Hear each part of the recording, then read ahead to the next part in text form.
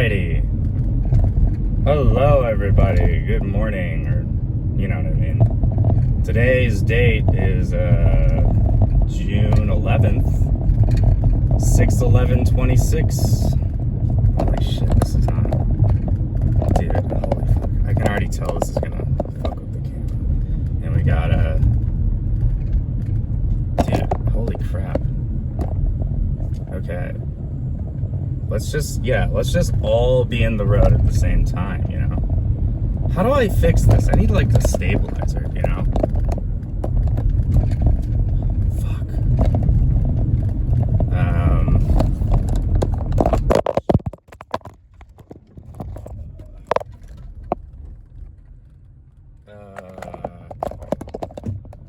We might need a restart, but this is the Podkatz with your host, Jason Katz. Wait, no, I always say it wrong. Name recognition is what I'm going for, so, you know. Dude, I need like a fucking stabilizer.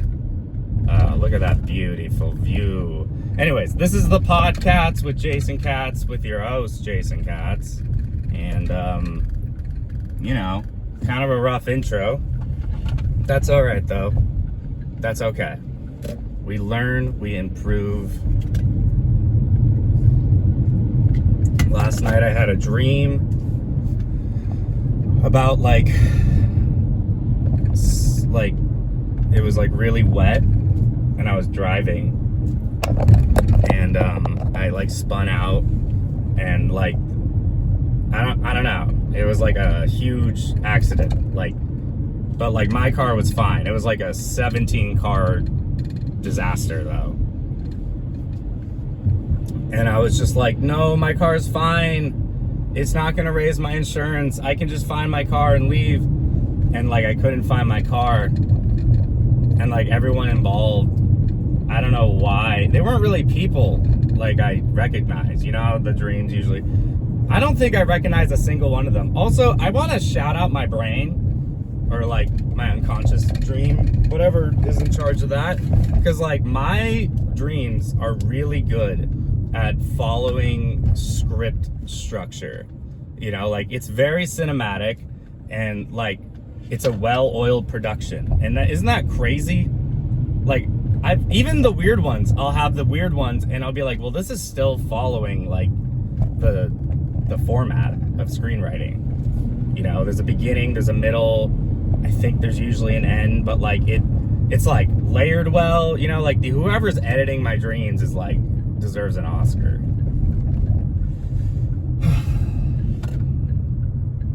Anyways, enough about my own self. Just kidding. We're only talking about myself. Dead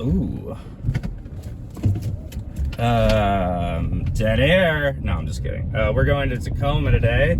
I'm closing at the open mic. Isn't that cool? The World Cup starts Monday or some shit. I don't know. I don't really care.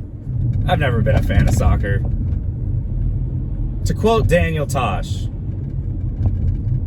soccer is boring and it is the #1 sport in the world because most of the world doesn't have AC, and that's about how long you need to run to get tired enough to pass out. That is a Daniel Tosh joke from like his 2006 special. Did that guy just go? I just recorded a traffic crime.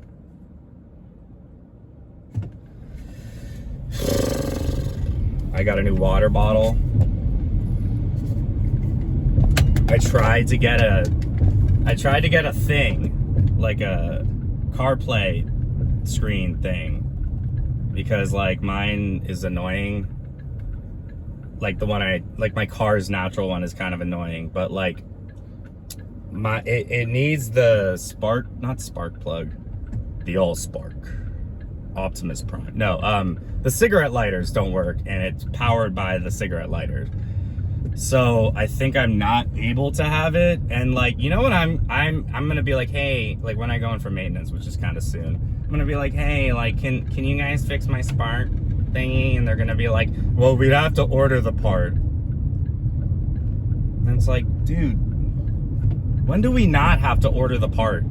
Okay? I don't give a... It's like, you don't need to, like, hold on to my car for that long. Just order that shit. Isn't that annoying? Like, I had my window broken, and they were like, oh, we're gonna have to order this part, because it's like a hybrid or some shit.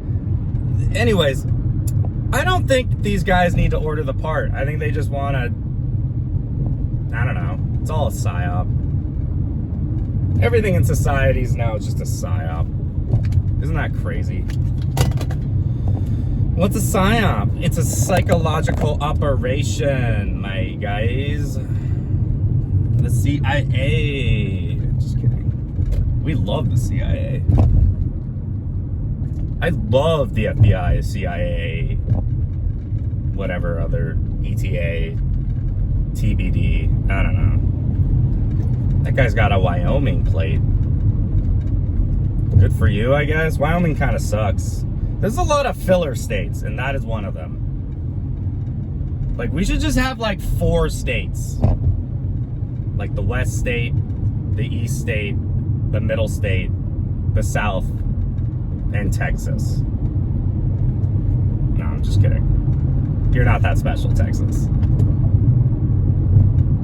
But we've got the best barbecue. No, you don't. Some random black guy in Louisiana has the best barbecue. And he's like cooking it in a trash can. Well, like, obviously there's a bag in the trash can. You get what I'm saying. You get what I'm saying. This isn't racist. Black people would agree. Honestly, I like it when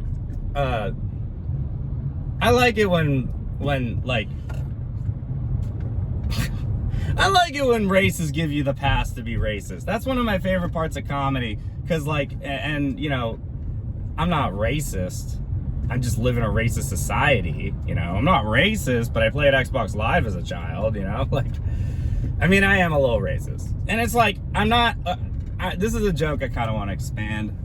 Like, racism as like a noun or like an adjective is okay, but like racism as a verb is where we start like getting kind of, look at that guy. I wonder how dangerous that is, having the rope. Like he couldn't have wrapped the rope around. Like, I feel like if I somehow pulled on it with my tire, the entire truck would come out. Maybe I'm just being dumb. Anyways, I'm not looking forward to the like traffic that the World Cup, although apparently the World Cup is like pretty meh this year.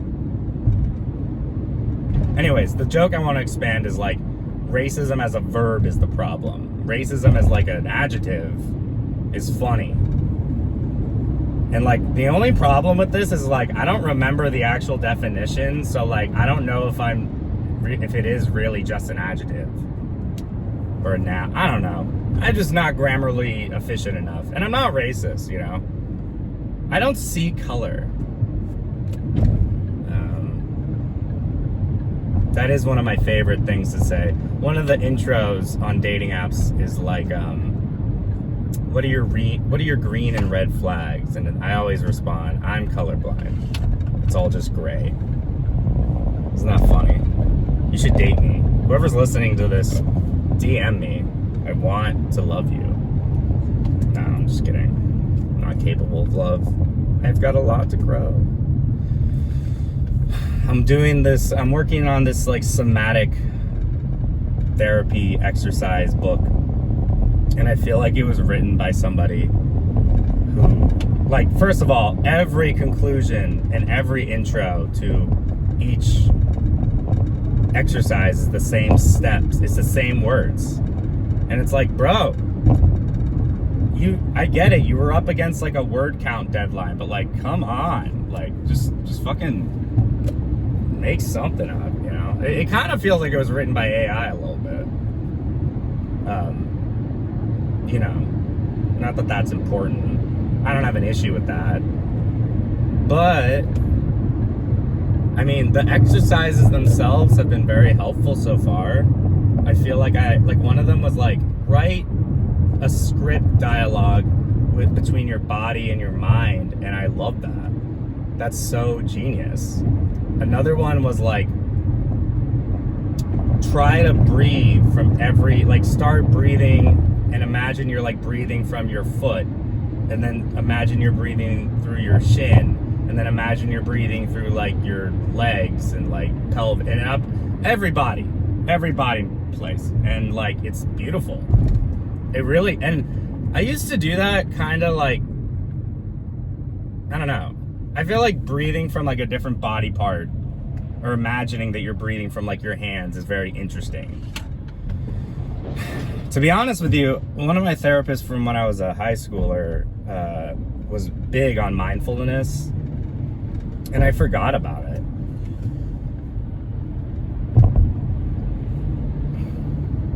I don't know. I finished the book that I was reading.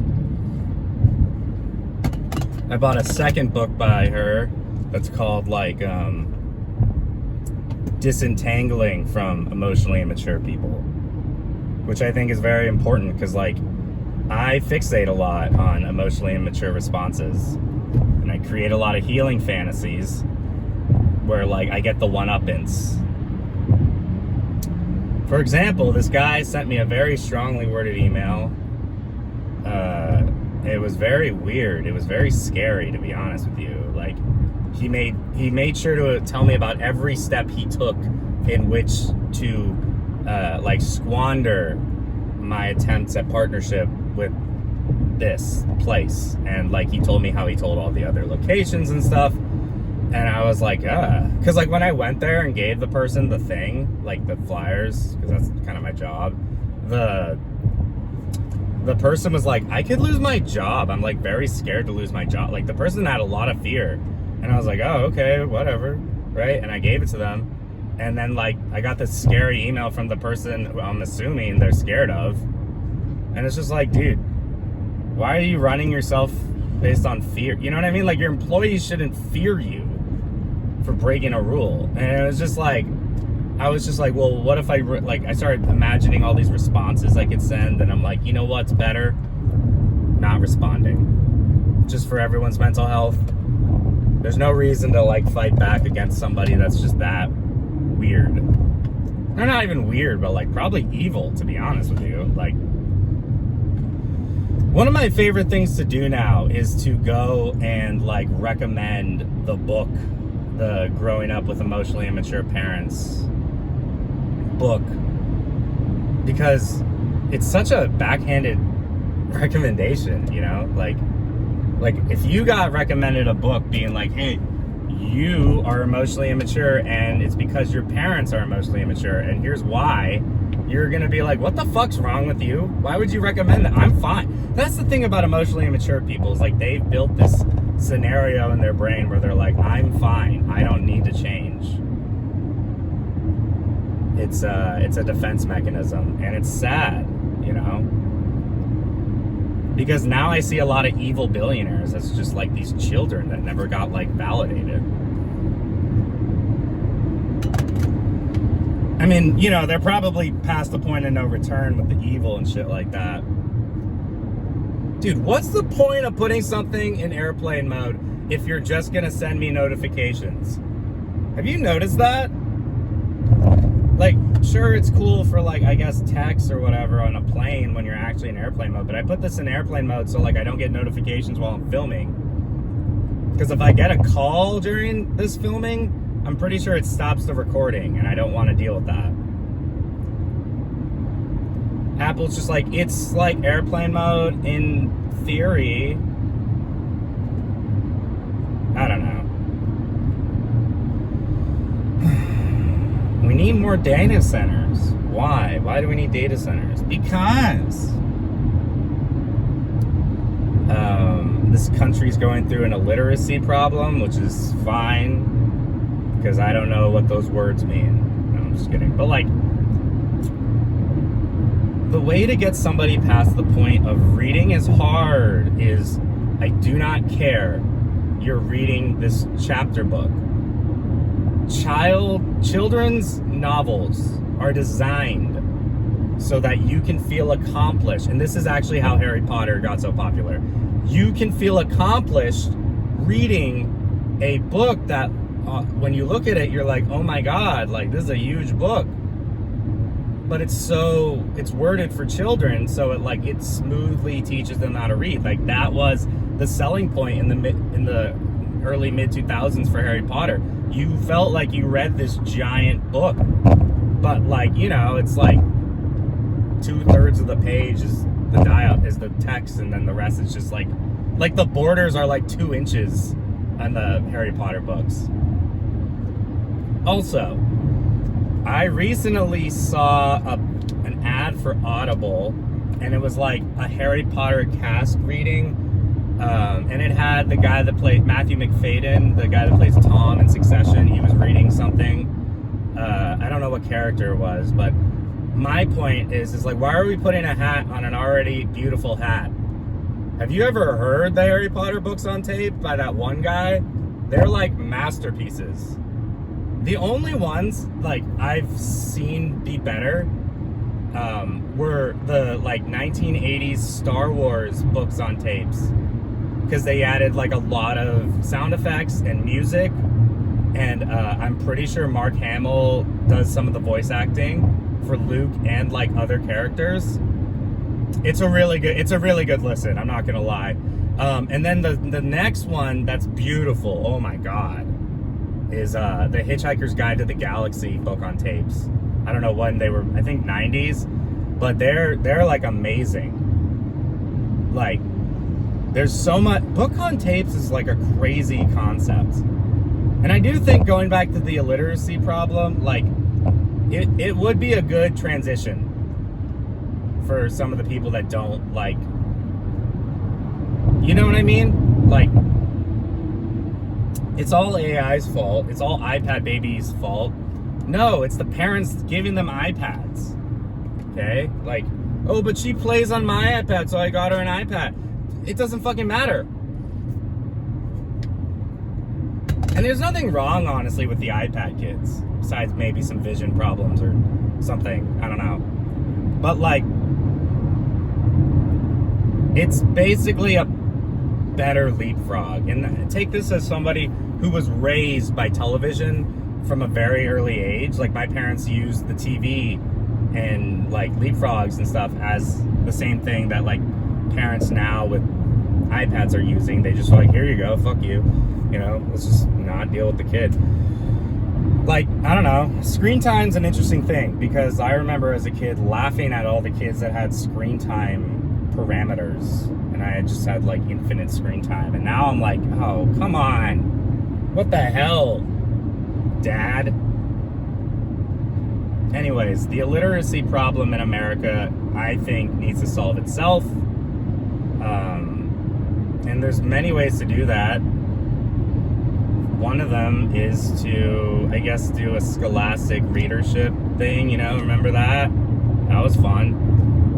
But to be honest with you, I really wouldn't. Hopefully, this generation grows up, they notice what they've lost, and they go, oh, as an adult, I'm going to do this. Because now that's what I'm doing. I watched like 9 hours of TV as like a 4-year-old, and like daily, and I feel like now I'm like, oh, well, there's a lot of books I missed. Maybe that's where, you know, maybe that's just too positive of thinking. In my opinion, many books can solve themselves simply by creating a free place where people can read for free. Oh, wait, that already exists. It's called a library, bro. And not only that, you can go on the computer there, and I don't know. It's just like, people used to get so, one of the biggest disses I remember as a kid was just like, you don't know how to read? Like, what are you, stupid? Like we need to bring that shaming back, because like, honestly, like, I forget, maybe it's Pirates of the Caribbean, but like, yeah, I think it is, because like, he's trying to read the Bible, the guy with the eye that pops out, he's trying to read the Bible, he can't read it, and his friend's like, dude, you can't read. And then he's like, oh, it's the Bible. You get credit for trying. Also, that is kind of how Christianity did spread, is it did teach a lot of people to read just the Bible. It wasn't like, oh, use this literacy you just learned to go read other things. It's like, no, read the Bible.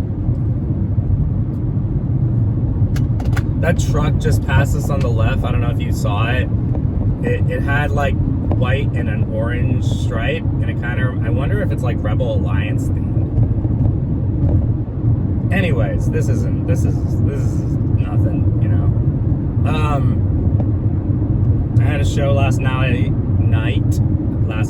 in Mount Vernon, which is a crazy place. No, it isn't. It's just, also, I will say this, everyone that I was driving in front of in Mount Vernon was slow as fuck. It was like actually worse than Bellevue, and I usually regard Bellevue as one of the worst places to drive. But like, people in Mount Vernon were like, oh, instead of 25, I'm gonna go 20. Like, bro, what the fuck are we doing? I don't know. Also, what am I talking about? What? Yeah, the truck in front of us has an orange. I don't know if you can see it. See that? Anyways, it kind of looks like a Rebel Alliance, like, what do you call it? Helmet. Like the X-Wing helmets. How do I go from here? How do we tie this back into comedy and like emotional growth and stuff? Emotional growth is so important because like when you stagnate from it, you know, like when you think everything is great, that is when you start living in this bubble. And in my opinion, this can translate to comedy, because one of the best pieces of advice I hear all the time from like comics on podcasts is when you think your joke's finished, it's not. It just isn't. You can always go back and write more. There's always a different angle, which is true. You can have a polished joke ready for a special. You could have a polished joke ready for the White House Correspondents' Dinner. But like, you know, what works there might not work for that or like other rooms, right? Like, I'm just trying to say, like, jokes can be reworded for different venues.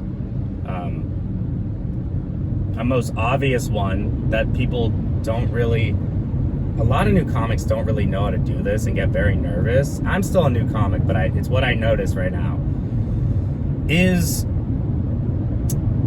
writing clean. I have a joke about bees, and like it has, I call them the F word, and you know, a simple fix is to just call them queer or gay or whatever instead of the F word, and there it is. It's just like, it's like ready for mass consumption. But a lot, like, there's this open mic at Ballard Mandarin every Thursday, or the last few weeks. But like, the rule from, it starts at 9, goes to 11. 9 to 10 is no swearing, or like no clean comedy, which kind of fucks with me. Because like one of my verbal fillers is to swear. Thank you for putting it on my awareness, because I do need to fix that. Oh shit. But it's like, it doesn't make any, the rule doesn't make sense, because like there's no like kids there anyway, you know, like the kid, okay, it's kind of a joke that like if there's a kid at an Asian restaurant doing homework in the corner, you know the restaurant's like authentic.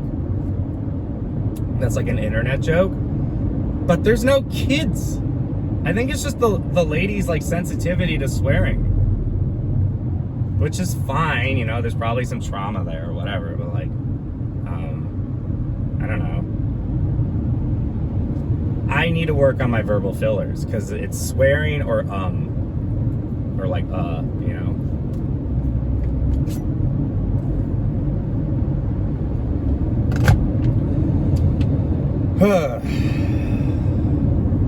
I had a date on Saturday that went really well. She's really nice. She's tall, which is great. Turns out tall chicks are hot because they have, like, nice legs. I usually go for short chicks. I don't know. Not, like, by choice. I'm just saying, like, you know. I don't know. I like all women. Jesus Christ, dude.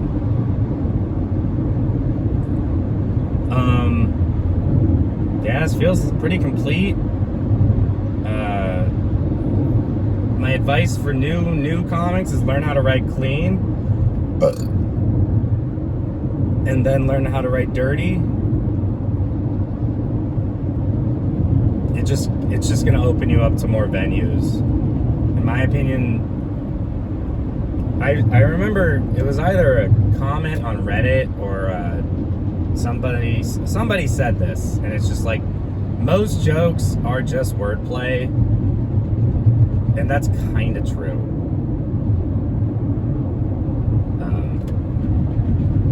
What the fuck is that sound? Like, most jokes are like wordplay at their...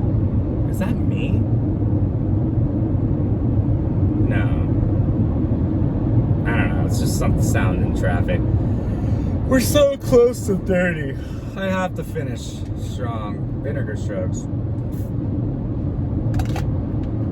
What else? What else is happening in the news?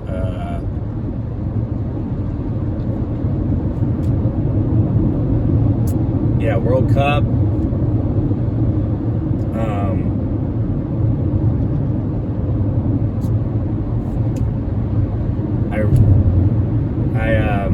I haven't really been writing new jokes. I've been trying to write old jokes, which is different. I always get distracted with new jokes. I always feel like the energy of like that, oh my god, I can't wait to tell this, gets lost on like performed jokes that you perform over and over. But I think that's a very big important part of comedy, is like the excitement to tell somebody something. Like, I'm so excited to share this new joke with you guys. It's fucking hilarious. But like, the best people are like, oh my god, they do that, and then they're like, but they can do that for like the jokes they've told for years. That the guy on the left, it's just the Lexus, his license plate thing says appraisers are well adjusted. First of all, I've never met an appraiser that was well adjusted, because you're appraising things in a system of capitalism, blah blah blah, money, evil, blah blah blah. I don't know. It's definitely a well-written joke, and it's a good example of like wordplay. Because wordplay, I mean, going back to the illiteracy problem, that is kind of a big thing, you know, like reading does something in the brain that just other things do not do, right? It just doesn't. There's no... Reading and writing are brain triggers that are so important that we forget sometimes, like, how important it can be to like mind-body connection and peace, you know? Like when you read something about like your brain or your body, you're almost in like a meta space. Like when somebody reads about like self-help, the brain is reading about self-help, but the consciousness is like, I'm reading these words. Shit, there's a cop behind me. You're never gonna catch me, coppa. Okay, this has been about 30 minutes. We'll end by 30 minutes. Your free session is over. I hope everybody has a good rest of their week. I will see y'all next week. This has been the Podkatz with Jason Katz, with your host Jason Katz, and I hope I don't get pulled over. Jesus Christ. I might let this roll if he actually is tracking me. I'm gonna change lanes just to be safe.